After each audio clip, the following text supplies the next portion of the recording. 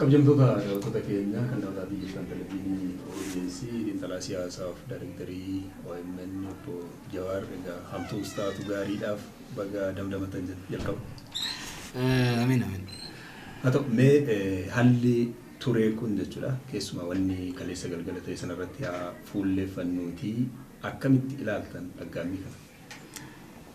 Wanni ta'e yeroo deebi'ee himuun barbaada.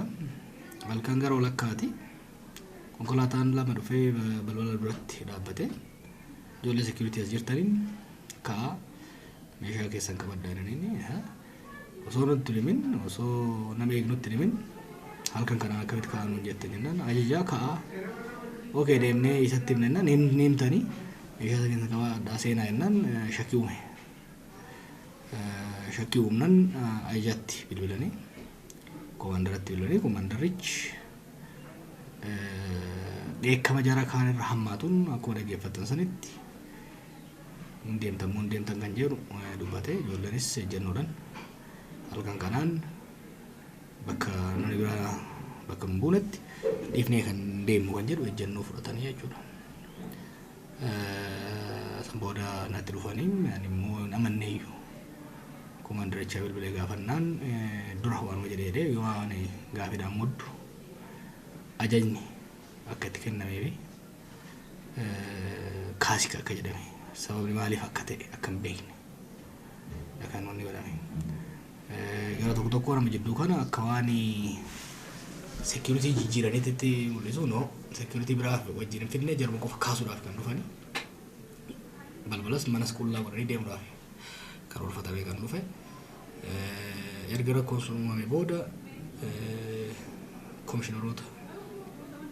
komishiinarii jirus itti aanaa komishiinarii Malaakuus nan bilbilee argachuu hin dandeenye itti aanaa komishiinarii Malaakuu gara namaatiin bilbilsiisee ajajni isaan irraa akka dhufee mirkaneeffadhe baay'ee na ajaa'ibe isa booda hoogganoota gameeyyii ministeerota warra raayyaa biyya keessa jirus maaloon deemaa jiru ani numa hojjara shakkiin beeyta tarii waa wayiitu deemaa jira magaalaa keessatti kanaaf na to'achuudhaaf wal magaalaa tokkoon Oromoo irratti wanti ijaafatee ta'in shakkii jedhuun qaban ture haala saniin osoo deemnu humni dabalataa paatrooliidhaan naannoo kanatti deebi'ee yeroo kanatti ijoolleedhaan wal baay'ee walitti aggaamanii kun amma dhiiga wal jigsuu fi daawwan fiduu ammaluuf qaamni dhimma ilaalatu fi uummannis dhiibbaa akka godhuuf gara beeksisuutti hin deeme sammuu qeerroonis humni Oromiyaatis dhufee haalli hanga bari'utti bifa wal dura dhaabbannaa akka dhufe. Sa'aatii meeqa wanti halkan? Dura sa'aatii 6 walakkaa sa'aatii 6 akkas ta'a. Yeroo san mana seenee kitaaba dubbisaa hirribi xiqqoo na qaba. Deeguma waan tonatti fakkaatu dirree na qabe. Ijoolleen dhufanii waggaa olaa dadhayan baay'ee aaranii baay'ee dallansuu keessa turan. Sa'aatii 6 irraa kaasee hanga sa'aatii 8 boyiitti waan kana laallee uummatatti namoonni uummanni dallansuu keessa seena kan jedhu waan shakkineef waa jechuun hin barbaanne turre garuu adaduma haalli hammaataa deemuun keessattuu poolisiin himenne poolisiin federaalaa humnoonniidhaan kanneen biroos dhufuu eegallaan odeeffannoon argachaa dhufnes shakkii keessa oonumeef wanti kun hammaatee iddoo namni dhiiga wal hin jigsin sirreeffamuu qaba kan jedhuun itti deema jechuudha. Tarii bakka kanatti jechuudha security kun eegdota siif jijjiiruu barbaadaniiru yoo ta'e yookaan immoo tarii mootummaan mufannaa sirraa qabaatee ta'u bakka sirraa kaasuu yoo barbaade wanti kun tarii. Jijjiiruu yoo barbaadan rakkoo hin qabu. Amma duras jijjiiraniiru bilbilu jara kana hojii kanaaf barbaanna jedhanii kan biraa hedduu. Natti himu hoogganaa isa security himu. Kofa odoon himin wanni jijjiiramu jiru beekuun qaba nageenya kooti miti beekuun qaba nama faal gangittee wanni jijjiiramu jiru namoota baay'een gaafadhatanii ministeerota hojimaata biyyanaati ministeerota qondaalota turan ta'een beeku nama biraa dhiisii namoota yakkaan barbaadaniif wanni akkasiin godhamu yeroo bariite dhaqanii waan godhan narraa kaasuu barbaade mootummaan kaasuu danda'a ani bir kana deemti kanaa kennan kana tabeete yeroon biyya alaa turetti yeroon dhufuudhaaf deemutti jaarsoonatti erganii hin dhufini nageenya keetiif sodaannaan jedhan lubbuun jiru jaarsoleen kun jaarsolee amansiisee Abii Lammaa fi Warqinaa Gaachi dhufan waliin haasofne eegaa nan dhufeette security cimaa barbaachisaa dhuunfaan qaxaruu yaadaa ture lakkii biyya bulchuu keessatti akka dhuunfaan qaxartaa nageenya dhuunfaa tokkooti miti rakkoon sirra gahu nageenya biyyaatiif hariiroo sabootaatiif cimsa kanaaf gaagama guddaa waan ta'eef jedhaniit qaama sadirraa nama dangaan dura dhufe poolisii Oromiyaatirra poolisii Federaalaatirra daannatirra adadaan poolisiin Oromiyaa akka baatu godhame itti aansee daannatiin hin baane poolisii Federaalaatti hafee jechuudha. Mootummaan mufatee kaasuu hin danda'u qabeenya isaatii miti. Akka seeraatti yoo ta'e poolisiin qabeenya mootummaatiin qabeenya biyyi miti. Poolisiin mindaa kan kafalamu gibira ummataatiin namoota haala siyaasaatiin haala adda addaatiin rakkoon nageenyaa irra gahu eeguu dirqama qaba. Mootummaan qabeenya poolisiin qabeenya mootummaa akka hin taane namni beekuu danda'u qaba. Akka hojimaata isaaniitti natti mufatanii kaasuu barbaadan haa jennume. Waan seeraas waan sirnaa isaaniif bilbilanii haga ammas tajaajilirra amma booduu danda'e hin kaafna gadan humna nan dabaladha yeroo ammanaa naa kennaa jechuun danda'a. Maladhaa jechuudha. Namoonni kun namoota walirraa fagoote miti, namoota wal hin beekne miti, namoota wal beeknudha. Namoota rakkoon xiqqaan yoo jiraate laguun namiin namoota hoggaan magaalaa dhaaba'u gabaasatti kennuudha. San bira dabarsee namoota dhimma nageenyaa irratti odeeffannoo jijjiiruu waliin hojjennuudha. Kanaaf bilbila kaasanii Jawaar jijjiiruu hinna. Kanaaf yeroo ammaa tajaajilli irraa sababa kanaan jijjiirama imaammataa maaliin kaasuu hinna. Hoo jedhan rakkoon inni jiru hin jiru. Garuu shira ta'uu isaa kasi beeksisu odoo natti himin. Osoo komaandii as jirutti himin.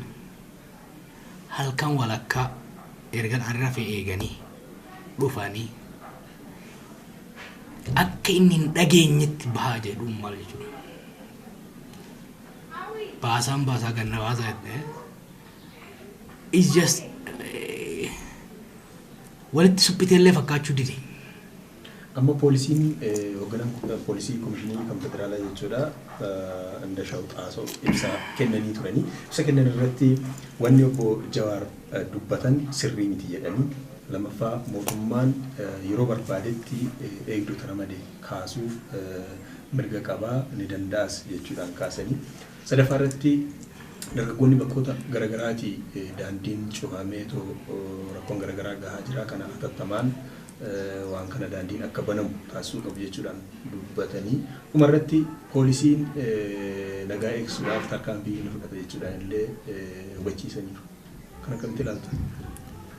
Komishinerichi kijibe waan komishineri poolisii biyya guddaa akkanaa biyya rakkoon nageenyaa shakkiin guddaan jiru keessatti namni hogganu soba guddaa akkasiin sobu sagalee waraabneeti. Tarii namni nama nuti waraabuu baanne marsaa lammataa bilbilameeti gatti irraa waraabame sagalee san dhageessaniirtu. Mootummaan kaasuu mirga qaba. Kun reefu jedhee tokkoffaa qabeenya mootummaati miti.